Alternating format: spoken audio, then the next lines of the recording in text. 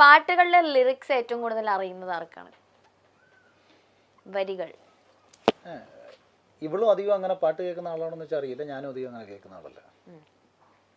വരികൾ ഞങ്ങൾ രണ്ടുപേരെയും താരതമ്യം ചെയ്യുമ്പോൾ എനിക്കായിരിക്കും. അത്രേ ഉള്ളൂ. കാണിക്ക് ചേട്ടാ, ഞാൻ നീ ഇങ്ങനെ കൂടെ കൂടെ കാണിക്കുന്ന പറഞ്ഞാൽ അതല്ല ബോഡി കാണിക്കാനാ പറഞ്ഞേ. അണ്ണ മിക്കവാറും പാടും പിള്ളേരുടെ അടുത്തായാലും. ആണോ? ഒരു പാട്ട് പാടിക്കേ. അങ്ങനെ പറയാം. ഉള്ള സ്നേഹം കളയിച്ച് അടങ്ങുന്ന ആൾക്കാരാണ്. ഒരു പാട്ട് പാടിയാ. അങ്ങനെ ഞാൻ പാടാറൊന്നുമില്ല. ചേട്ടൻ തുടക്കത്തിൽ ഒരു പാട്ട് അങ്ങ് പാടി തന്നല്ലോ. ഞാൻ അങ്ങനൊന്നും പാട്ടൊന്നും പാടാറൊന്നുമില്ല. പിന്നെ നമ്മള് ഫ്രണ്ട്സിന്റെ കൂടെ ഇരിക്കുമ്പോഴത്തേക്ക് എന്തെങ്കിലുമൊക്കെ. ചേച്ചിന് മുഖത്ത് നോക്കി ഒരു പാട്ട് പാടിക്കേ ചേച്ചിയുടെ. മനോഹരി മനോരഥത്തിൽ മലരോടു മലർത്തൂകും മണിമഞ്ചത്തേരിൽ മയങ്ങുന്ന മണിവർണ്ണനാരോ ആരാധകനാണോ ഈ ആരാധകനാണോ. കണ്ണടച്ചാ പാടിയ നോക്കാതാ പാടിയ. നോക്കിക്കഴിഞ്ഞാൽ അങ്ങനെ പാടാൻ പറ്റും. അടിപൊളി. നോക്കിക്കഴിഞ്ഞാൽ പാട്ട് മാറ്റിട്ട് വരും.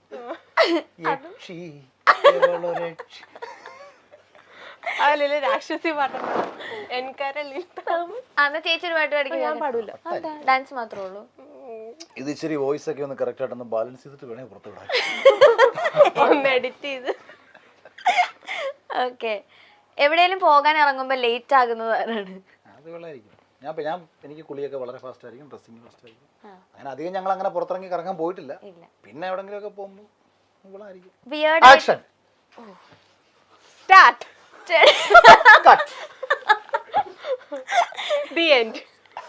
പോയേ. ചോദിക്കട്ടെ, വിയേർഡ് ആയിട്ടുള്ള കോമ്പിനേഷൻ ഫുഡൊക്കെ ട്രൈ ചെയ്യാൻ ആർക്കാണ് കൂടുതൽ ഇഷ്ടം? അതായത് ഇപ്പോ ചപ്പാത്തിയും ഏത്തപ്പഴവും. അത് ഞാനാ. അതെന്തൊക്കെയാ ചേട്ടാ? നീ പറഞ്ഞ ഞാൻ ഇപ്പൊ ചപ്പാത്തിയിലൂടെ പഴം കഴിക്കുന്നത്. ചപ്പാത്തി പാല്, ചപ്പാത്തി പഴം, അതൊക്കെയാണ് ഞാൻ കഴിക്കുന്നത്. പുട്ടും അച്ചാറും. പുട്ടും പഴവും കൂടെ ഇളക്കിയിട്ട് അച്ചാറും കൂട്ടി കഴിക്കും.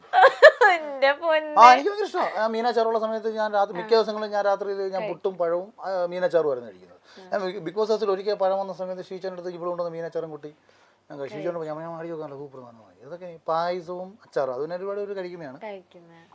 മധുരവും ഈ എരിയും കൂടെ മിക്സ് ചെയ്ത് കഴിക്കാൻ എനിക്ക് ഭയങ്കര ഇഷ്ടം. ഓക്കെ. ആരാണ് പൈസ കൂടുതൽ സേവ് ചെയ്യുന്നത്? അന്നത്തെ കാര്യം ഇല്ല. പിന്നെ രണ്ടുപേരും ഉണ്ടാലും സേവ് ചെയ്യാറില്ല. ഓരോ മാസവും ഞാൻ എങ്ങനെ കഴിഞ്ഞു പോയെന്ന് എനിക്ക് ദൈവം ഇനി ഞാൻ എങ്ങനെ ഇത്ര അടിച്ചു പൊളിച്ച് സത്യം കേട്ടോ. എനിക്ക് ഭയങ്കര അത്ഭുതം തോന്നുന്നില്ല എൻ്റെ ലൈഫിൽ. പിന്നെ എനിക്ക് ആക്ച്വലി കൊച്ചിയിലൂടെ 1.5 ലക്ഷം രൂപയ്ക്ക് മേലെ ഒരു മാസം ചിലവാണ്. കാര്യം വണ്ടിയുടെ CC 32,000 രൂപ വണ്ടിക്ക് CC അടയ്ക്കണം, 22,000 രൂപ ഫ്ലാറ്റിന് റെന്റ് അടയ്ക്കണം, മുകളിലൊരു ഫ്ലാറ്റ് ഉണ്ട് കഥ എഴുതാൻ വേണ്ടി എടുത്തിട്ടേക്കുന്നത്, അതിന് 18,000 രൂപ അതിനടയ്ക്കണം. പിന്നെ പിള്ളേരുടെ പിന്നെന്ന് വെച്ചാൽ ഞാൻ ഡെയിലി ഈ മീനും കാര്യങ്ങളൊക്കെ എല്ലാം കൂടിയ സാധനങ്ങളെ വാങ്ങാറുള്ളൂ. എല്ലാം കൂടിയ സാധനങ്ങളെ വാങ്ങാറുള്ളൂ. ടൈഗർ പ്രോൺസ്, മറ്റേ നെയ്മീൻ, അതുപോലെ എല്ലാം വിളിക്ക് എടുത്തോണ്ടിരുന്നുള്ള. അപ്പം ലൈഫും അത്യാവശ്യം പോഷായിട്ടാണ്. എങ്ങനെ നോക്കിയാലും ഒരു 1.5 ലക്ഷം രൂപയുടെ ചില ഒരു മാസം പല രീതിയിലുണ്ട്. ചിട്ടിക്ക് കൊടുക്കണം. പക്ഷേ ഇത് ഈ മാസം വരുന്നത് വന്നു, അടുത്ത മാസം ഒരു ഐഡിയ ഒന്നുമില്ല. അങ്ങനെ പൊക്കോണ്ടിരുന്നേ. ഇത് എനിക്ക് അതാണ് ഞാൻ എപ്പോഴും ഈ ദൈവത്തിൽ ആരോ എനിക്ക് വേണ്ടിയിട്ട് കാര്യങ്ങൾ ചെയ്ത് തന്നുകൊണ്ടേയിരിക്കുന്നു എന്ന് എനിക്കെപ്പോഴും ഫീൽ ചെയ്യുന്ന കാര്യം. ഞാൻ ഇവിടെ വിളിച്ച് എറണാകുളത്തേക്ക് ഇറങ്ങുന്ന സമയത്ത് ഒരു പൈസയുടെ വരുമാനമൊന്നുമില്ല. പോകാന്ന് പറഞ്ഞൊരു പോക്കം പോയതാ പിള്ളേരുമായിട്ട്. പിന്നെ വരുന്നു ഹരിയുടെ കമ്പനിയിൽ നിന്ന് കുറച്ച് വരുമാനം കിട്ടി തുടങ്ങുന്നു. ഹരീഷ് എനിക്ക് മാസം ഒരു ചെറിയ പൈസ തരുന്നു. പിന്നെ ഇങ്ങനെ ഫ്രണ്ട്സ് ആരെങ്കിലും ഒക്കെ തരും. കാനഡയിൽ അനീഷ്, അവരൊക്കെയാണ് ഇങ്ങനെ കൂടെ പൈസ തരുന്നത്. ഇവന്മാരെല്ലാവരും കൂടെ കുറേ പൈസ പലപ്പോഴായിട്ട് തന്നിട്ടൊക്കെ ഉള്ളത് എടുത്ത് നമ്മൾ ജീവിച്ച് പോയി എന്നുള്ളതാണ്. ഓക്കെ, അത് പിന്നെ സംഭവിച്ചു. ഇങ്ങനെ ഇപ്പം ബിഗ് ബോസ് സംഭവിച്ചോണെങ്കിൽ വേറെ എന്തെങ്കിലും സംഭവിക്കുമായിരുന്നു എന്നാണ് ഞാനും വിചാരിച്ചു. ഓക്കെ. ഇപ്പൊ ലേലം വിളിക്കാൻ പോയോ ബിഗ് ബോസ് ഹൗസിൽ നിന്ന് ഇറങ്ങിയിട്ട്? എന്തിന്റെ മീൻ വാങ്ങാൻ തുടങ്ങാൻ പറ്റുന്ന അവസ്ഥയല്ലല്ലോ. അത് ഹരി കഴിഞ്ഞ ദിവസം പറഞ്ഞു. അളിയൻ വരുന്ന ഏറ്റവും വലിയ പ്രശ്നം അളിയന് മീൻ പിടിക്കാൻ പോകാം, ലേലം പിടിക്കാൻ പോകാൻ പറ്റത്തില്ല. രസമുള്ള പരിപാടിയാണ്. ഓവർ തിങ്കിങ് കൂടുതൽ ആർക്കാണ്? എനിക്കായിരിക്കും. പക്ഷെ അത് പോസിറ്റീവായിട്ടുള്ള കാര്യങ്ങൾക്കാണ്. എന്ന് വെച്ചാൽ എന്താണ് ഓവർ തിങ്കിങ് എന്നല്ല പറഞ്ഞത്, പ്രോപ്പർ തിങ്കിങ് എന്ന് വേണമെങ്കിൽ പറയാം. പ്ലാനിങ് ബിഗ് ബോസിനകത്ത് ഉള്ള കണക്ക് തന്നെ പ്ലാനിങ് എനിക്ക് ലൈഫിനകത്ത് എല്ലാ കാര്യങ്ങളും ഉണ്ടാവും. നമ്മൾ ഈ സംസാരിച്ചുകൊണ്ടിരിക്കുമ്പോൾ ഞാൻ പറയുന്നത് നിങ്ങൾ പറയുന്നത് നിങ്ങൾ എഡിറ്റർ എന്ത് ചിന്തിക്കുന്നു, ഇതിൽ ഏത് കട്ട് ചെയ്ത് പോകുന്നു, ഏത് എങ്ങനെ പോകുന്നു, അതിന് ഏത് ടാഗ്ലൈൻ വരുമെന്ന് എനിക്ക് കൃത്യമായിട്ട് അറിയാം. കേട്ടല്ലോ എന്റെ അണ്ണൻ പറയേച്ചി. എനിക്കറിയാം. കാര്യം ഞാൻ ഒരു പക്ഷേ ഞാൻ ചിന്തിക്കുന്ന ഏറ്റവും ബെസ്റ്റ് ടാഗ്ലൈൻ നിങ്ങൾ കണ്ടുപിടിക്കില്ല എന്നുള്ളതേ ഉള്ളൂ. പക്ഷെ നിങ്ങൾ കണ്ടുപിടിക്കാൻ പോകുന്ന എല്ലാ ടാഗ്ലൈനും എനിക്കറിയാം. ഞാൻ പറയുമ്പോൾ തന്നെ എനിക്കറിയാം ഇത് ടാഗ്ലൈൻ. എനിക്കത് മനസ്സിലാവും. അത് പണ്ട് ഞാൻ ഫേസ്ബുക്കിൽ എഴുതുമ്പോഴും എനിക്കറിയാം. ഞാൻ ഫേസ്ബുക്കിൽ റൈറ്റപ്സ് ഞാൻ എഴുതി വരുമ്പോൾ ഞാൻ എഴുതുന്ന എഴുത്തിൽ എന്തൊക്കെ ചോദ്യങ്ങൾ വരുമെന്ന് എനിക്കറിയാം. ആ ചോദ്യങ്ങൾക്കെല്ലാം ഉത്തരം കൊടുക്കാനുള്ള അറിവ് എനിക്കുണ്ടായിരിക്കണം. അഥവാ ഞാൻ എഴുതി വരുന്നതിൽ ഒരു മറുചോദ്യം വന്നത് ബ്ലോക്ക് ആവുന്നുണ്ടെങ്കിൽ ഞാൻ എഴുത്തിനെ ആ ഉത്തരത്തിലൂടെ തന്നെ ഞാൻ കറക്കി വളച്ചെഴുതും. അപ്പോൾ ആ ചോദ്യം ചോദിക്കുന്നതിന് തന്നെ അത് എൻ്റെ എഴുത്തിൽ ഉത്തരം ഉണ്ടായിരിക്കും. അങ്ങനെ ഞാൻ എഴുതും. അത് മുമ്പും അങ്ങനെ തന്നെയാണ്. ഓക്കെ. കൂടുതൽ നേരം ഫോണിൽ കുത്തുന്നതാരാണ്? ഞാനോ? ഫോണൊക്കെ അങ്ങോട്ടും ഇങ്ങോട്ടും നോക്കാറുണ്ടോ രണ്ടുപേരും? എന്റെ ഫോൺ കൂടെ വിളിച്ചുമ്പോ എടുത്ത് നോക്കും. പക്ഷെ ഒന്നും അതിനകത്തൊന്നും കിട്ടാനില്ല.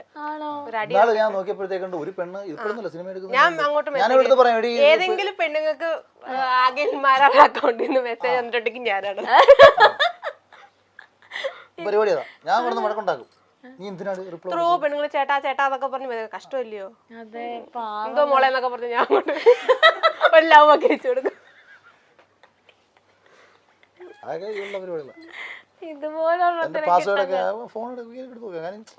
എനിക്ക് അതിനകത്ത് നമുക്ക് വിളിക്കാൻ എന്തെങ്കിലും ഉള്ളവർക്കാണെന്നുള്ള സാധനം എടുക്കുമ്പോൾ മടി വരേണ്ട കാര്യം.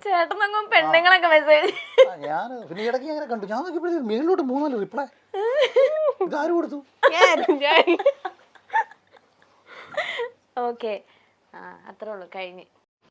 ബിഗ് ബോസ് മലയാളത്തിന്റെ ടൈറ്റിൽ വിന്നറായി നമുക്ക് എല്ലാവർക്കും അറിയാവുന്ന ആളാണ് അഖിൽ മാരാർ.